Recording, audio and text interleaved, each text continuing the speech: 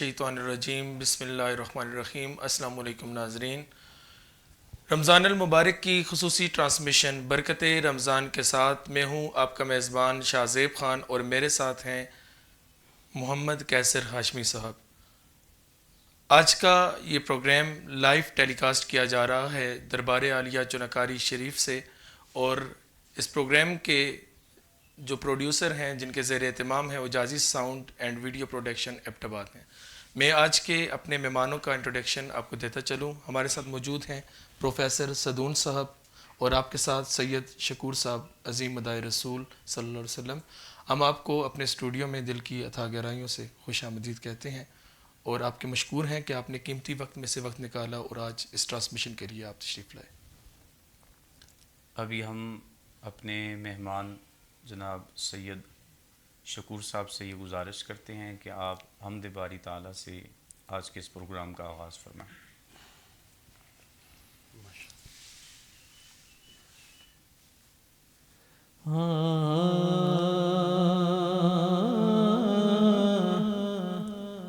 وہ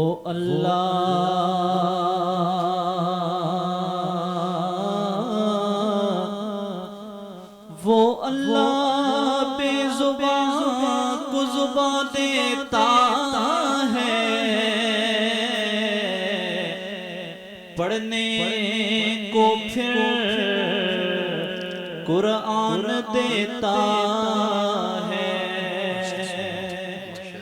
اور بات جب بھی آتی ہے محبوب کی امت کو بخشنے کی، وہ گناہگاروں کو پھر رمضان دیتا ہے.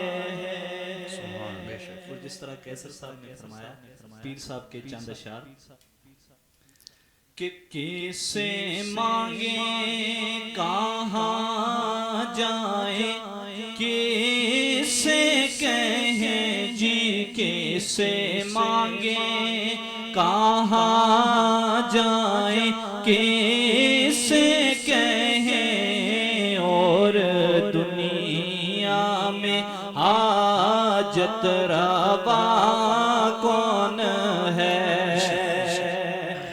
کیسے مانگیں کہاں جائیں، کیسے کہیں اور دنیا میں حاجت روا کون ہے.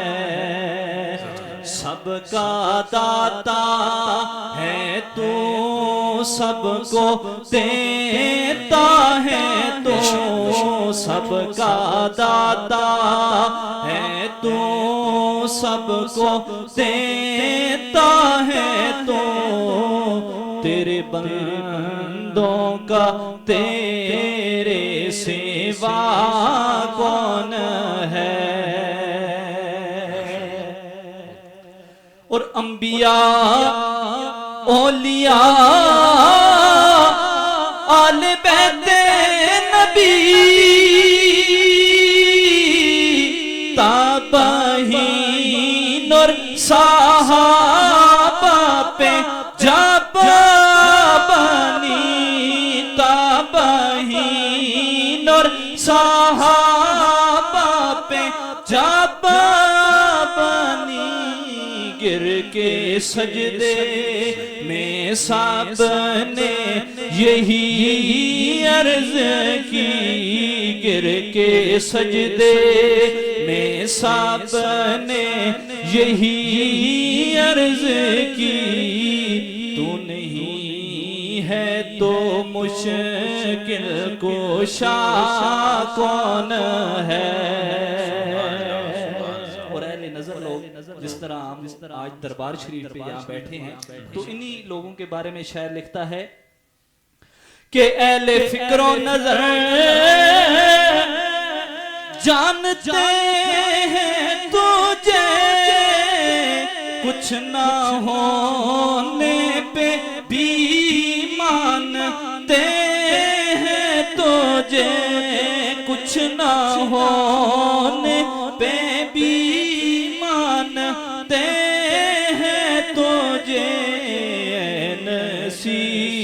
اس کو تو فضل باری سمجھ اے نصیر، اس کو تو فضل باری سمجھ، ورنہ تیری طرف دیکھتا کون ہے، کسے مانگیں کہاں جائیں کسے کہیں، اور دنیا میں حاجت روا کون ہے۔ ماشاءاللہ جی، سبحان اللہ۔ ماشاءاللہ ماشاءاللہ، بہت خوب، بڑے احسن انداز میں جناب سید عبدالشکور شاہ صاحب اللہ تعالیٰ کی حمد پیش فرما رہے تھے۔ ہم انشاءاللہ آپ سے مزید بھی کلام سماعت کریں گے، اور آج ہم جس موضوع پر اپنے پینل میں موجود جناب پروفیسر سعدون حنیف صاحب، جو کہ ایک مایہ ناز شخصیت بھی ہیں، بہت قابل اور محنتی انسان، اور جنہوں نے اس دربار کے ساتھ جو ایک نسبت ہے اسے ایک علم کی نسبت بھی دی ہے۔ ہم آپ کے علم و عمل میں مزید بہتری کے لیے دعاگو ہیں۔ آج ہم آپ سے یہ گزارش کریں گے کہ آپ ہمارے سامعین اور ناظرین کو ایصال ثواب کے متعلق بتائیں کہ ایصال ثواب کا معنی کیا ہے، اس کا مفہوم کیا ہے، پھر ہم ساتھ ساتھ اس میں جو بھی کوشچن ہوں گے انشاءاللہ آپ کی خدمت میں عرض کریں گے۔ سب سے پہلے آپ اس چیز پر روشنی ڈالیے کہ ایصال ثواب کا معنی اور اس کا مفہوم کیا ہے۔ جی بہت بہت شکریہ جناب علامہ حافظ کیسر ہاشمی صاحب اور اعجازی ساؤنڈ کہ جنہوں نے اس کاوش کے ذریعے اہم موضوعات جو اس دور میں نوجوانوں کے ذہنوں کو پراگندہ کرنے کی وجہ سے بد عقیدگی کا شکار ہے، ان کو صاف کرنے کا ایک پلیٹ فارم مہیا کیا۔ میں آپ کی اس کاوش پہ آپ کو بار بار مبارک اور تحسین پیش کرتا ہوں۔ آج کا جو موضوع ہے ایصال ثواب، ایصال عربی زبان کا لفظ ہے جس کا اصل ہے وصلہ، ٹھیک ہو گیا، جس کو کہتے ہیں پہنچنا۔ ایصال فاعل کی طرف سے ہوتا ہے، جب یہ فعل بن جاتا ہے تو پہنچانے کے کام کو ایصال کہا جاتا ہے۔ ٹھیک ہو گیا۔ اب دوسرا جو لفظ ہے ثواب، ثواب اپنے نام سے ظاہر ہے کہ اللہ تعالیٰ کے ہاں کسی نسبت، کسی عمل کی وجہ سے قرب حاصل کرنا ثواب کہلاتا ہے۔ ٹھیک۔ ایصال ثواب یہ ہے کہ ایک بندے کی طرف سے دوسرے کے لیے، چاہے وہ زندہ ہے یا وہ فوت شدہ ہے، اس کی اس لحاظ سے مدد کرنا، ایسے عمل اس تک پہنچانا جن کے ذریعے وہ اس خدا کے قریب یا اس کے قرب حاصل کر سکے، اس کو ایصال ثواب کہا جاتا ہے۔ ٹھیک ہے۔ ان اعمال کے ذریعے لازمی بات ہے وہی اعمال ہوں گے کہ جو اس خدا کو مقبول تر ہوں گے، یا وہ جن کو اپنے ہاں قبولیت کا شرف دیتا ہوگا۔ ان اعمال کی وجہ سے، ان نسبتوں کی وجہ سے، یاد رکھ لیں زندگی میں کسی بندے کے کام یا اس کی قدر دو وجہ سے کی جاتی ہے، یا تو اس کی ذاتی حیثیت یا اس کی کسی کے ساتھ نسبت۔ یا تو آپ کی ذاتی کمائی ہے، اس کی وجہ سے آپ کی عزت ہے، یا تو آپ کو کسی ایسی شے کے ساتھ نسبت ہے کہ وہ عزیز ہو گئی، اس کی وجہ سے آپ بھی عزیز ہو گئے۔ یہ دو وجہوں سے آپ کو قدر اور حیثیت مل سکتی ہے۔ ایصال ثواب بھی یہی ہے کہ آپ تک، آپ کی طرف سے کسی دوسرے بندے تک، وہ زندہ ہے یا مردہ ہے، ایسا کام جو اللہ کے ہاں مقبول ہے، اس کا ثواب پہنچانا، یہ ایصال ثواب کہلایا جاتا ہے۔ یہ اس کا معنی و مفہوم ہے سادہ الفاظ میں۔ صحیح ہو گیا۔ اب ہم اس کی کریڈیبلٹی کی طرف جاتے ہیں۔ جی یعنی قرآن اور احادیث، اس میں جو ایصال ثواب کے متعلق اللہ تعالیٰ اور اس کے رسول کے احکام ہیں یا جو فرمان ہیں، اس کو آپ کیٹیگرائز کریں۔ اس کو میں سادہ الفاظ میں پہلے ایک تمہید تھوڑی سی باندھنا چاہوں گا. اللہ تعالیٰ نے اس دنیا کے اوپر اشرف المخلوقات بنی نوع انسان کو قرار دیا ہے. بے شک لقد خلقنا الانسان لقد خلقنا الانسان فی احسن تقویم. صحیح. بہترین صورت میں اس انسان کو پیدا کیا گیا ہے. ٹھیک ہو گیا. اب جب بہترین صورت کے اندر پیدا کرنے والی ذات خدا کی ہے، جس کو وہ بہتر پیدا کرے گا تو پھر اس کو بہتر رکھنے کے لیے پھر وہ سامان بھی مہیا کرتا ہے. ٹھیک ہو گیا. آپ گھر کے اندر کوئی قیمتی چیز رکھنا چاہیں، اس کے لیے ایک سامان رکھتے ہیں، آپ اس کو لاکر کے اندر رکھتے ہیں یا کسی ایسی شے میں کہ جہاں پہ اس کی حیثیت کا اندازہ ہو سکے. ٹھیک ہے. یہی حال اس انسان کا ہے کہ جب انسان کو اللہ تعالیٰ اس دنیا کے اندر بھیجتا ہے تو پھر انسان کے کچھ پروٹوکولز اور انسان کے کچھ حقوق اللہ تعالیٰ واضح فرما دیتا ہے. ٹھیک ہو گیا. آپ دیکھ لیں یہ دین اسلام ہے کہ جس نے اس انسان کی اتنی قدر کروائی کہ باقی مذاہب کے اندر جس میں اس کو جلایا جاتا ہے، اس کی تقدیم اور اس کی حیثیت کے مطابق اس کو جلانے سے منع قرار دیا گیا اور حرام قرار دیا گیا. ٹھیک ہو گیا. یہ اس کا پروٹوکول وضع کیا جاتا ہے. صحیح. پھر پیدا ہوتا ہے، اس کے حقوق ہوتے ہیں. پیدا ہوتا ہے تو ماں باپ پہ اس کے حقوق فرائض قرار دیے جاتے ہیں. ٹھیک ہو گیا. جوان ہوتا ہے، اس کی ذات کی، اس کی نفس کی ذمہ داری قرار دی جاتی ہے کہ تم اپنا خود خیال رکھو گے کہ تم خدا کی طرف سے احسن تقویم ہو. صحیح.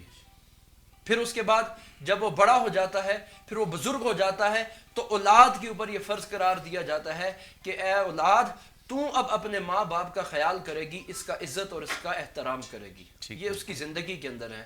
پھر اسلام، دین اسلام یہیں تک نہیں رکتا.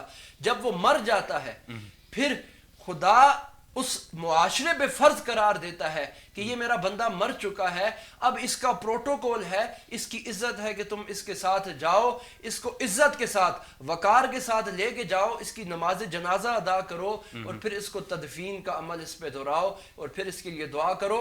یہ انسان کی وہ عظمت ہے اور انسان کا وہ تقدس ہے جو خدا خود سکھلا رہا ہے. صحیح ہو. اب قرآن مجید کے اندر اللہ تعالیٰ نے مختلف مقامات کے اوپر ارشاد فرمایا. جی جی ضرور. سورہ کاف کے اندر اللہ تعالیٰ ذکر فرماتا ہے. اب پہلے بات ہم یہ دیکھیں گے کہ کیا کسی کے عمل کا کسی کو ثواب ہوتا ہے. ٹھیک ہو گیا. اس کے لیے ہمارے پاس جو سب سے اہم نقطہ ہے یا دلیل کے طور پہ ہے وہ قرآن مجید کے اندر ہے، اور پھر قرآن کے اندر بھی کسی اور کا عمل نہیں، عمل انبیاء اللہ تعالیٰ بیان فرماتا ہے. ٹھیک ہو گیا. قرآن مجید کے اندر سورہ کاف میں جب اللہ نے حضرت موسیٰ اور حضرت خضر کی ملاقات کو ذکر فرمایا تو آپ نے فرمایا کہ وَقَانَ تَخْتًا لَهُمَا تَخْتُهُ كَنْزٌ لَهُمَا. کیوں؟ وَقَانَ أَبُوهُمَا صَالِحًا. ٹھیک ہو گیا. کہ جب حضرت خضر نے حضرت موسیٰ کو ساتھ لے کے گئے اور گری ٹیڑھی دیوار کو گرا کے سیدھا کیا، حضرت موسیٰ نے پوچھا یہ کیوں ہے؟ تو حضرت خضر نے جواب دیا کہ اس کے نیچے ایک سونا اور خزانہ چھپا ہوا تھا، اور خزانہ کس وجہ سے میں نے ان کو نکال کے دیے ہے؟ وَقَانَ أَبُوهُمَا صَالِحًا. اس کے والد یا اس کی والدہ نیک تھی جن کی وجہ سے ہم نے ان یتیموں کو اور ان مسکینوں کو یہ سونا نکال کے دیا ہے جو ان کی زندگی کا جمع پونجی ہے. لہٰذا آباء و اجداد کا اگر نیکی کا صلہ اولاد کو مل سکتا ہے تو پھر کیوں کر کے ناممکن ہے کہ وہ جب خدا کی بارگاہ میں انسان پیش ہو تو نیکیوں کا صلہ نہ ملے. یعنی آپ کے کہنے کا مقصد یہ ہوا کہ آبا نے کوئی نیکی کی اس کا فائدہ اولاد کو ہو سکتا ہے. تو اگر کوئی اولاد نیکی کرے تو اس کا فائدہ کیوں نہیں ان کے آبا و اجداد ہو سکتا ہے، آبا و اجداد کو بھی ہو سکتا ہے. بالکل ٹھیک. پھر اسی طرح حدیث مبارکہ ہے، صحیح حدیث مبارکہ ہے، آقا علیہ الصلوۃ والسلام نے ارشاد فرمایا کہ جب کوئی انسان مر جاتا ہے تو اس کے اعمال منقطع ہو جاتے ہیں. ٹھیک ہو گیا. سوائے تین چیزوں کے. صحیح. ایک اس کی نیک اولاد، دوسرا کوئی صدقہ جاریہ، ٹھیک ہو گیا. تیسرا کوئی ایسا علم نافع جس سے لوگوں کو نفع ہوتا ہو. صحیح ہو گیا. علم نافع سمجھ آ گیا کہ معاشرے کی بہتری کے لیے ہے، اس سے فائدہ ہو رہا ہے تو خدا اس کرنے والے پہ اجر ڈال رہا ہے. ٹھیک ہو گیا. کرنے والے کو کہ ایک بندے نے کتاب لکھی، اس سے معاشرے کو فائدہ ہو رہا ہے، اب وہ مر چکا، معاشرے کے فائدے کی وجہ سے خدا لحاظ کے طور پہ اس کو ثواب دے رہا ہے. یا سمجھ آتا ہے کہ صدقہ جاریہ ہے، بھوکوں کو کھانا کھلایا جا رہا ہے، پیاسوں کو پانی پلایا جا رہا ہے. اب اولاد صالحہ کا کیا ثواب ہے؟ اولاد صالحہ، اگر ایک اولاد ہونا ہی باعث ثواب ہوتا تو پھر تو نیک اولاد کا ذکر نہ کیا جاتا، پھر تو ہر ایک کی اولاد ہوتی ہے۔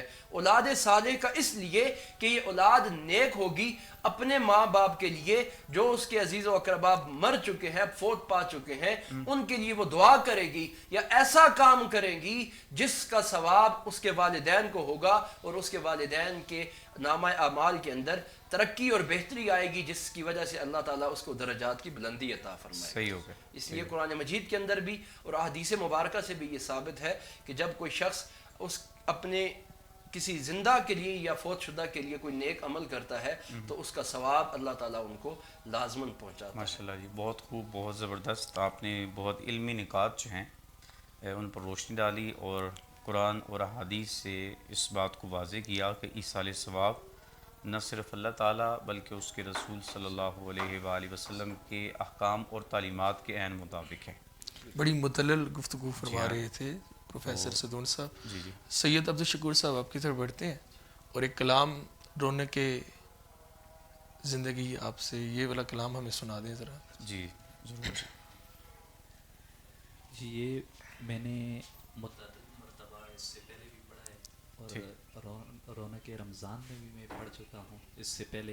آج برکت رمضان میں پڑھیں۔ آج برکت رمضان میں پڑھتا ہوں، اور بالخصوص جس طرح راما صاحب نے تمامی ٹیم کو مبارکباد پیش کی، میں آپ دونوں احباب کو اور دربار شریف کی پوری انتظامیہ کو اور بالخصوص جازی ساؤنڈ والے دعا گو ہوں کہ اللہ پاک ہم سب پہ اور بالخصوص امت مسلمہ پہ، کیونکہ یہ برکت رمضان ہے، تو اللہ پاک برکتوں کا نزول فرمائے۔ چند اشعار۔ جی جی ضرور۔ صلی اللہ علیہ یا رسول اللہ وسلم علیہ یا حبیب اللہ۔ وہ دیکھنے والوں سے جدا دیکھ رہا ہے، خالق تو محمد کی ادا دیکھ رہا ہے، اور سرکار کی نظریں ہیں گناہگار پہ ناصر، سرکار کے چہرے کو خدا دیکھ رہا ہے۔ صلی اللہ علیہ یا رسول اللہ وسلم علیہ یا حبیب اللہ۔ رونق زندگی آپ ہیں، آپ ہیں رونق زندگی، آپ ہیں، آپ ہیں رونق زندگی، آپ ہیں، آپ ہیں رونق زندگی، آپ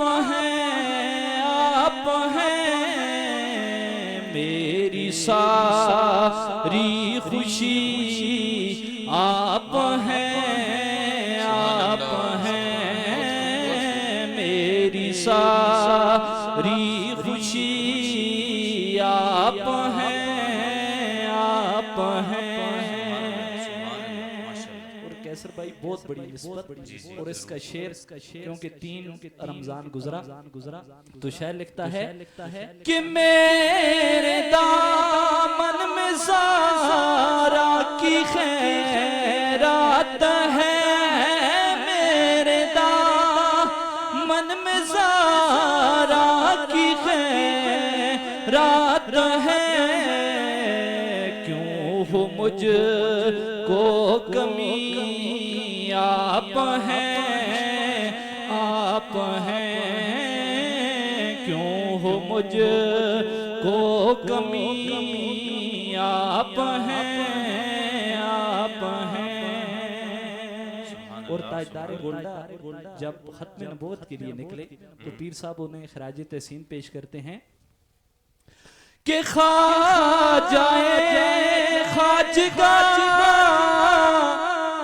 فاتح قادیہ، خواجہ خواجگاہ فاتح قادیہ، پیر میری آپ ہیں، آپ ہیں، پیر میرے آپ ہیں، آپ ہیں، رونق زندگی آپ ہیں، آپ ہیں۔ اور مولا علی پاک کی شان شاعر اس طرح لکھتا ہے کہ شائخ بشکر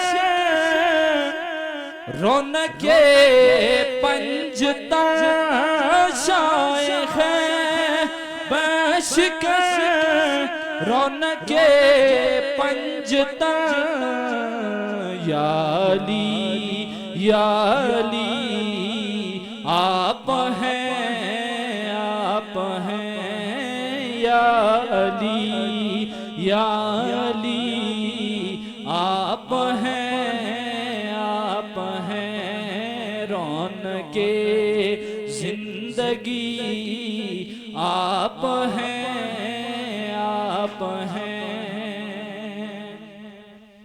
اور آس میری سرے قبر اور حشر میں، آس میری سرے قبر اور حشر میں، پہلی اور آخری آپ ہیں، آپ ہیں، پہلی اور آخری آپ ہیں، آپ ہیں، رونق زندگی آپ ہیں، آپ ہیں، میری ساری خوشی آپ ہیں، آپ ہیں۔ ماشاءاللہ ماشاءاللہ، بہت احسن انداز میں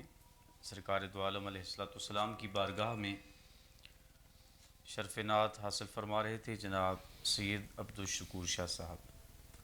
ہمارا آج کا موضوع تھا ایصال ثواب، اور اس سے پہلے ہمارے مذہبی اسکالر جناب پروفیسر سعدون حنیف صاحب نے اس بات کو ہمارے سامنے بیان کیا کہ ایصال ثواب قرآن اور احادیث رسول صلی اللہ علیہ وآلہ وسلم کی روشنی میں ایک عمل ہے اور نیک عمل ہے۔ اب ہم چند جو اس پر اشکالات ہیں اور کچھ لوگوں کے جو سوال ہیں وہ آپ کے خدمت میں پیش کرتے ہیں، آپ اس پر علمی نقطہ نظر سے اپنا اظہار خیال فرمائیے گا۔ ایک اعتراض یہ کیا جاتا ہے، اور اس کے اعتراض پر قرآن حکیم کی آیت بھی پیش کی جاتی ہے کہ جب ایک شخص کوئی عمل کرتا ہے تو اس کا ثواب اسی ہوتا ہے، اور اس پر یہ آیت پیش کی جاتی ہے کہ وَأَن لَيْسَ لِلْإِنسَانِ إِلَّا مَا سَعَى، کہ انسان کو تو فقط وہی کچھ حاصل ہوگا جس کی وہ کوشش کرے گا۔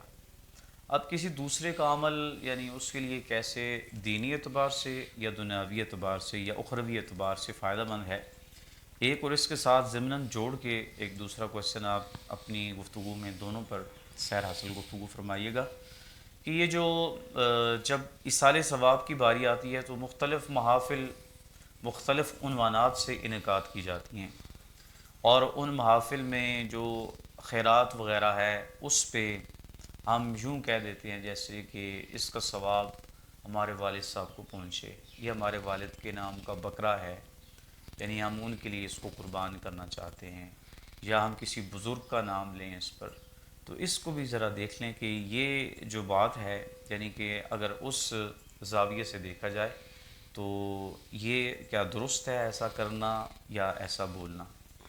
جی جو آیت کریمہ آپ نے تلاوت کی ہے، لیس للانسان الا ما سعی، الا ما سعی، اب اس کے جواب میں تو پہلے اگر آپ کے سامنے کوئی یہ بات کر رہا ہے تو اس کو آپ بیک فٹ پہ لے کے جانا چاہیں تو یہ بڑا آسان ہے جی جی کہ جہاں سے تم یہ مطلب نکالتے ہو کہ اپنے کیے کا ہی ثواب ہے، وہی کچھ ملے گا جو خود کیا ہے، تو میں یہاں پہ ایک سوال پوچھوں گا کہ اس کے اندر یہ کہاں پہ لکھا ہوا ہے کہ جو کچھ کرے گا اسی کا ثواب اور اسی کا بدلہ ہی ملے گا؟ ٹھیک ہو گیا. یہ تو ایک فقط سی بات ہے، کیسر صاحب آپ جو کچھ اٹھائیں گے وہی اٹھے گا. اس کے اندر یہ کہاں پہ تخصیص کی گئی ہے کہ ثواب اسی عمل کا ملے گا جو کچھ آپ خود کریں گے؟ ٹھیک ہو گیا، تخصیص نہیں ہے، تخصیص کسی عمل کی نہیں ہے. اچھا. میں نے ایک بات کی ہے کہ یہاں پہ ہمارے یہاں ایک مسئلہ یہ ہو چکا ہے کہ ہم نے دین کو اپنی ضرورت کے مطابق ڈھال دیا ہے. ٹھیک ہو گیا. اب قرآن مجید فقط کتاب پڑھ کے ایصال ثواب کا نام نہیں ہے. اچھا. یہاں پہ ہمارے ہاں دو دھڑے ہیں، ایک طرف سے بالکل اپنے اینڈ پہ ہوتا ہے، دوسرا دوسری طرف سے اپنے اینڈ پہ ہوتا ہے. ٹھیک ہے. دونوں متشدد قسم کا نظریہ رکھتے ہیں. ایک بالکل ایصال ثواب کو ہی سب کچھ مان لیتے ہیں، اور ایک وہ ہے کہ جو ایصال ثواب کو کچھ بھی نہیں مانتے. یعنی کہ ایک بندہ ساری عمر نہ نماز پڑھے، نہ نماز پڑھے، روزہ نہ کچھ رکھے، کرے، اور وہ اس بات پہ تکیہ کر لے کہ میرے لیے 100 بکرے ذبح کر کے مجھے ایصال ثواب کیا جائے گا، میری بخشش ہو جائے گی. اسلام قطعاً اس بات کو اپریشیٹ نہیں کرتا. صحیح ہو گیا. اس بات کی بلکہ تنقید کرتا ہے. ٹھیک ہو گیا. تو دوسری طرف وہ لوگ جن کے سامنے دلیل پیش کی گئی ہے، پیارے آقا گزر ہو رہا تھا ایک قبرستان سے، ایک قبر کے قریب پہنچے تو وہاں پہ کھڑے ہو گئے. صحابی روایت فرماتے ہیں آقا علیہ الصلوۃ والسلام نے ایک ٹہنی لی، اس کے 2 ٹکڑے کر کے ایک قبر پہ رکھا، دوسری قبر پہ، اور فرمایا کہ ایک کو پیشاب کے قطروں سے نہ بچنے کی وجہ سے اور ایک کو چغل خوری کی وجہ سے عذاب ہو رہا تھا، اور جب تک یہ ٹہنیاں ہری رہیں گی ان کے اوپر اس عذاب کی تخفیف کی جائے گی. ٹھیک ہے. اب جہاں پہ یہ دلیل ملتی ہے کہ جب ایک ٹہنی ہری ہو وہ اللہ کی حمد و ثنا بیان کرے، اب ٹہنی اللہ کی حمد و ثنا اپنی زبان میں بیان کرے گی. اب افضل کتاب یا اللہ کا جو افضل کلام ہے وہ قرآن مجید ہے، تو کیا قرآن مجید کے پڑھنے سے ثواب نہیں ملے گا؟ ٹھیک ہے.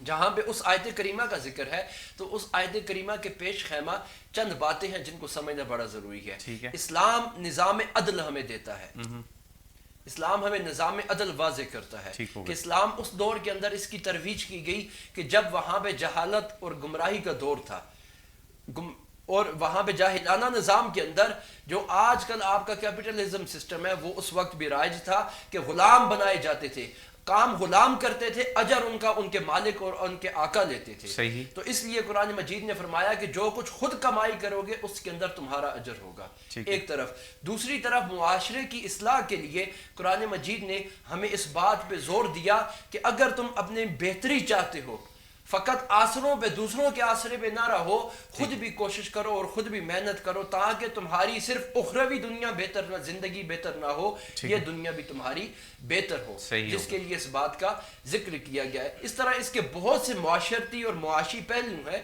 جن کو اگر ہم تذکرہ کیا جائے تو یہ ہمارے معاشرتی طور پہ، معاشی طور پہ، اقتصادی طور پہ، ہمارے سیاسی طور پہ، ہر طور پہ ہمیں یہ رہنمائی دیتا ہے کہ فقط تم کسی دوسرے پہ تکیہ نہ کرو، اپنی زندگی کو بہتر کرنے کے لیے جو کچھ کرنا چاہو تو وہ کرو، خدا تمہیں اس کا صلہ عطا کرے گا. ٹھیک ہو گیا. ایک طرف یہ ہو گیا. صحیح. دوسری طرف اس کے مد مخالف ہمیں دلیل ملتی ہے کہ ایصال ثواب کیا گیا ہے احادیث کی روشنی میں، قرآن مجید کی روشنی میں. اب جو دوسرا ضمن سوال تھا کہ جو ہمارے ہاں ایک بات لوگوں کے ذہنوں کو ایک آیت کریمہ تلاوت کر کے کی جاتی ہے، کیا وما اوہلا بہی لغیر اللہ کہ تمہارے اوپر حرام ہے جو جس پہ حلال کرتے وقت کسی دوسرے کا نام لیا جائے، جس کے اندر ضمناً یہ کہا جاتا ہے کہ جو عرس مبارک میلاد شریف، کیونکہ اس کا ایصال ثواب مقصد ہوتا ہے صاحب قبر کو یا آقا علیہ الصلوۃ والسلام کی ذات مبارک کو، اس لیے اس پہ ان کا نام لیا جاتا ہے، یہ حرام ہے، یہ قطعی طور پہ غلط بات ہے اور غلط بیانیہ ہے۔ یہ لوگ جو اس بات کو اپناتے ہیں انہیں اپنے اسلام کی اور اپنے دین ایمان کی حفاظت کرنی چاہیے۔ یہ ہمیں اس کا پس منظر اگر ہمیں پتہ ہو، یہ مکی دور کے اندر جب جہالت کا یہ دور تھا کہ جب کفار و مشرکین کسی جانور کو ذبح کرتے تھے تو وہ اس کا خون اٹھا کے اس کے بت جو ان کا لات منات اور عزا تھا اس کے اوپر گرا دیتے تھے، اور دوسرا کام کیا کرتے تھے، جب اس کو ذبح کر رہے ہوتے تھے، جس طرح ہم تلاوت کرتے ہیں بسم اللہ اللہ اکبر، تو وہ بسم اللہ کے بعد اپنے بت کا نام لیتے تھے یا اپنے خداؤں کا نام لیتے تھے۔ اس لیے اللہ تعالیٰ نے ارشاد فرمایا کہ جس ذبح کرنے والی شے پہ تم اللہ کے علاوہ کسی کا نام لوگے تو وہ شے تمہارے لیے کیا ہو جائے گی، حرام ہو جائے گی۔ ہمارے ہاں کسی جگہ پہ یہ کام نہیں کیا جاتا کہ ذبح کیا جا رہا ہو اس پہ اللہ کے علاوہ کسی کا نام لیا جاتا ہو۔ ٹھیک ہو گیا، یعنی یہ اس سے مراد یہ ہوگا کہ جو بوقت ذبح ہے اس وقت اللہ کا نام، اللہ کا نام لے۔ اب ہلال کی بھی اب ہلال کو اگر عربی زبان کے اندر سمجھنے والا کوئی شخص ہو تو کبھی یہ جملہ نہیں کہے گا۔ ہلال کہتے کس کو ہے؟ پہلی کا چاند دیکھنے کو ہلال کہا جاتا ہے۔ اس کے علاوہ جب بچہ ماں کے پیٹ سے پیدا ہوتا ہے اس کا جنازہ اس وقت تک جنازہ نہیں ہوگا جب تک وہ پہلی آواز اپنی منہ سے نہ نکالے۔ وہ جو پہلی آواز ہوتی ہے اس کو ہلال کہا جاتا ہے۔ اس لیے اسی طور پہ جب ہم ذبح کر رہے ہوتے ہیں، وہ ذبح کرتے وقت جو پہلا جملہ زبان سے ادا کیا جاتا ہے، اس قطع نظر کہ یہ کس کے ثواب کے لیے ہو، وہ جملہ جو زبان سے ادا ہو رہا ہوتا ہے اس کو ہلال کہا جاتا ہے۔ اس لیے اس اوہلا کہ جو اوہلا کے وقت یعنی کہ وہ جو پہلا جملہ ہوتا ہے ہلال کرتے وقت اس کو اوہلا کہا جاتا ہے۔ اور کہیں میں بھی مسلمانوں کے ہاں اللہ کے نام کے علاوہ بسم اللہ اللہ اکبر کے علاوہ کہیں پہ کوئی نام دوسرا، اگر کوئی ایسا کرے پھر ہاں دوسری بات جس کے اندر ہم ایصال ثواب کو رکھتے ہیں، اگر کوئی اس طرح کا کرتا ہے، پہلی بات جس طرح ہم کہا جاتا ہے کہ یہ میں کر رہا ہوں ایصال ثواب فلاں کے لیے، یہ بات کی جاتی ہے۔ اس طرح کوئی نہیں کہے گا کہ بسم اللہ فلان، اس طرح کوئی نہیں کہے گا۔ ہاں اگر کوئی کہے گا تو وہ حرام ہوگا، ٹھیک ہو گیا، وہ حرام ہوگا۔ ہاں جو مغالطہ ہوتا ہے کرنے والوں کو بھی اور جو تنقید کرنے والے ہیں ان کو بھی، مغالطہ یہ ہوتا ہے کہ جو کرنے والا ایصال ثواب کے طور پہ کر رہا ہوتا ہے اس کو یہ چیز ذہن میں رکھنی چاہیے کہ ایصال ثواب جو کر رہا ہوں اس کا ثواب یہ جو لوگ کھائیں گے، یہ لوگوں کے پیٹ میں جو جائے گا یا یہ جن کے ہاں تقسیم کیا جائے گا، اس سے جو اللہ تعالیٰ راضی ہو کے ثواب عطا کرے گا، یہ میں اپنی طرف سے ہدیتاً تحفتاً فلاں شخصیت کو پیش کرتا ہوں، خدا اس کے درجات کی بلندی عطا فرمائے۔ صحیح ہو گیا، بالکل بہت خوب۔ اچھا، یہ گفتگو چونکہ ایصال ثواب کے متعلق تھی اور جو آیہ مبارکہ جس کے بارے میں مختلف اسپیکٹ سے پروفیسر صاحب نے گفتگو فرمائی کہ وَلَيْسَ لِلْإِنسَانِ إِلَّا مَا سَعَىٰ، انسان کے لیے وہی کچھ ہے جس کی وہ کوشش کرتا ہے۔ یہ ایک بات میرے آپ گفتگو فرما رہے تھے تو میرے ذہن میں آئی، ساتھ میں نے کہا میں اس کو ایڈ کر دوں کہ انسان کے لیے وہی کچھ ہے جو اس نے کمایا ہے، تو پھر اللہ تعالیٰ نے وراثت کیوں رکھی؟ وراثت کا نظام آپ کے سامنے ہے۔ ہیں جی، یعنی جو ماں باپ کماتے ہیں اس میں سے تو آپ کوئی حصہ لینے کے لیے نہیں ہے، آپ پوری دوڑ لگاتے ہو۔ میرا اتنا حصہ اللہ نے قرآن شریف میں پورا بیان کیا کہ یوصیکم اللہ فی اولادکم للذکر مثل حظ الانثیین، تو ہر چیز کا اگر ہم اسی آیت کو صرف یہیں پر یعنی اس کا محدود معنی کر لیں کہ اس بندے کے لیے وہی کچھ ہے جو کچھ نے کمایا، بس پھر تو وہ کوئی بھی وراثت کا مستحق نہیں ہے۔ تو اس کا ایک وسیع مفہوم ہے۔ میں نے آپ کو کہا نا جس طرح معاشرتی جتنا پہلو لے لیں ہر ایک کے اندر یہ جملہ آپ کا فٹ ان ہوتا ہے۔ صحیح ہو گیا، ٹھیک ہو گیا۔ اچھا، اب ہم اس ضمن میں آگے بڑھنے سے پہلے شاہ صاحب چاہیں گے کہ آپ کوئی کلام پیش کر دیں؟ شاہ زیب صاحب جی۔ بے طلب بھی یہاں ملتی ہے، آتے جاتے بے طلب بھی طلب بھی یہاں ملتی ہے آتے جاتے یہ وہ در ہے یہ وہ در ہے یہ وہ در ہے کہ جہاں دل نہیں توڑے جاتے یہ وہ در ہے۔ اور جس طرح علامہ صاحب نے شروع میں یہ بات فرمائی کہ ہم سب پہ حضور کا کرم ہے کہ آج جو ہم بزم سجا کے بیٹھے ہیں تو شاعر لکھتا ہے کہ یہ ہے آقا کی عنایت وہ کرم کرتے ہیں یہ ہے آقا کی عنایت وہ کرم کرتے ہیں ورنہ ہم جیسے کہاں در پہ بلائے جاتے ورنہ ہم جیسے کہاں در پہ بلائے جاتے یہ وہ در ہے۔ اور شمع دین نہ اس شان سے یوں روشن ہوتی شمع دین نہ اس شان سے یوں روشن ہوتی خون اصغر خون اصغر خون اصغر سے اگر دیپ نہ جلائے جاتے خون اصغر سے اگر دیپ نہ جلائے جاتے یہ وہ در ہے۔ اور اس کا آخری کلام شعر کہ وہ میرے دل کے دھڑکنے کی صدا سنتے ہیں وہ میرے دل کے دھڑکنے کی صدا سنتے ہیں اس لیے ہر زبان پر نہیں لائے جاتے اس لیے ہر زبان پر نہیں لائے جاتے یہ وہ در ہے۔ ہم کہاں ہوتے کہاں ہوتی یہ محفل الطاف ہم کہاں ہوتے کہاں ہوتی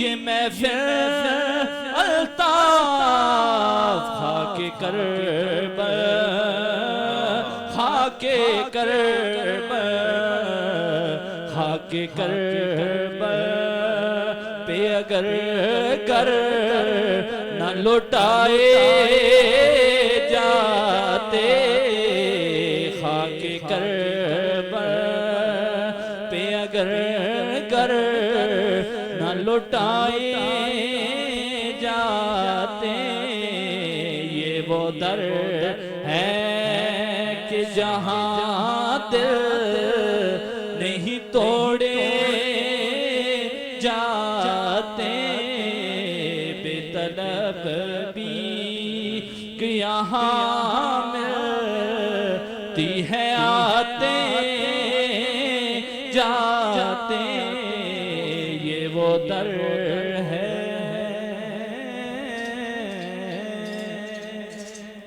ماشاءاللہ جی، ماشاءاللہ۔ اپنی عقیدت اور محبت کے پھول نشاور فرما رہے تھے سید شکور شاہ صاحب۔ اور ہم گفتگو کو اپنے اختتام کی طرف لے کے جاتے ہیں، اور جو موضوع تھا آج کا، جس پہ بہت زبردست کر کے محترم المقام جناب پروفیسر سعدون صاحب نے روشنی ڈالی ہے، میں جناب آپ سے یہ پوچھنا چاہوں گا کہ اگر کوئی بھی شخص ایصال ثواب کرنا چاہے تو اس کی سب سے بہترین صورت اس وقت موجودہ دور میں کیا ہوگی؟ جی، آقا علیہ السلام نے ارشاد فرمایا، حدیث مبارکہ ہے کہ ایک شخص جس کی وفات ہو چکی، وفات کے بعد عالم ارواح کے اندر اس کا مقام و مرتبہ بلند ہوا، تو اس نے فرشتوں سے پوچھا کہ یہ میرے ساتھ ماجرا کیوں ہوا ہے؟ فرشتوں نے جواب دیا، اے فلان شخص، تیرے پیچھے تیری اولاد نے تیری درجات کی بلندی کے لیے دعا کی ہے، خدا نے تجھے درجات کی بلندی عطا کی ہے۔ سبحان اللہ۔ سبحان۔ اب ایک چیز کہی جاتی ہے کہ یہ کام ایصال ثواب کرنا، اس کو بدعت کہا جاتا ہے۔ اچھا، بدعت ایک لمبا اور جامع ٹاپک ہے، اس کو انشاءاللہ پھر کسی نشست میں ہم کور کریں گے۔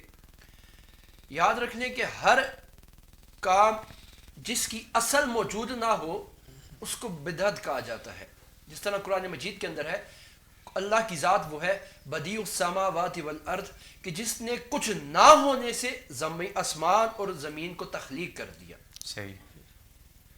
اگر کسی عمل کی اصل موجود نہیں ہے اور پھر وہ آپ کام کریں تو پھر وہ کام ناجائز ہوگا۔ ٹھیک ہو گیا۔ ہاں، اصلاً وہ آقا علیہ السلام کے دور میں کسی حال میں موجود ہے اور فی نفس ہی اس کے اوپر حرمت نہیں ہے یا وہ مکروہ نہیں ہے، اس کام کو کرنا آپ کے لیے درجات کی بلندی کا باعث بن سکتا ہے۔ ٹھیک۔ جس طرح اب لوگ کہتے ہیں کہ آقا علیہ السلام کے دور کے اندر ذکر کا اہتمام یا محافل ذکر اور قرآن خوانی کا اہتمام نہیں کیا گیا۔ جو لوگ یہ کہتے ہیں کہ محافل قرآن خوانی کا اہتمام نہیں کیا گیا، میں ان سے یہ بات کہوں گا کہ آقا علیہ السلام کے دور میں تو قرآن کتاب کے اندر بھی موجود نہیں تھا، پھر سب سے بڑی بدعت تو قرآن خوانی سے پہلے قرآن کی کتاب ہونی چاہیے۔ ٹھیک ہے، یعنی اس کی کتابی صورت، کتابی صورت موجود نہ تھی۔ اچھا، اسی طرح بہت سے اور آپ کے پاس یہ جو دین ہے، یہ جو لوگ دین، اجتہاد، قیاس، یہ وہ ساری چیزیں ہیں، صرف، نحو، منطق، یہ سارے علم وہ ہیں، علوم وہ ہیں جو آقا علیہ السلام کے دور میں نہیں تھے، لیکن یہ بعد میں رائج پائے ہیں وقت کی ضرورت کے لحاظ سے۔ لہٰذا اس دور کے اندر بھی کوئی شخص وقت کے تقاضوں کے لحاظ سے، چاہے وہ قرآن خوانی کی محفل انعقاد کراتا ہے، کیوں، اب قرآن پڑھنا خود فی نفس ہی بڑے ثواب کا عمل ہے۔ ٹھیک۔ محافل ذکر کروانا خود اپنے اندر بڑے ثواب کا کام ہے۔ اسی طرح نعت خوانی کرانا آقا علیہ السلام کی پسندیدہ سنت میں سے ہے۔ اسی طرح اور اعمال، صدقہ جاریہ کرنا، خیرات کروانا، غریبوں مسکینوں کو کھانا کھلانا، اب یہ ہر وہ عمل ہے کہ جس کے اندر آقا علیہ السلام نے جس کی فضیلت بیان فرمائی ہے، اب وہ ہر عمل اللہ تعالیٰ کے ہاں باعث شرف قبولیت رکھتا ہے، شرف قبولیت کی وجہ سے ہمارے لیے درجات کی بلندی کا باعث بنتا ہے۔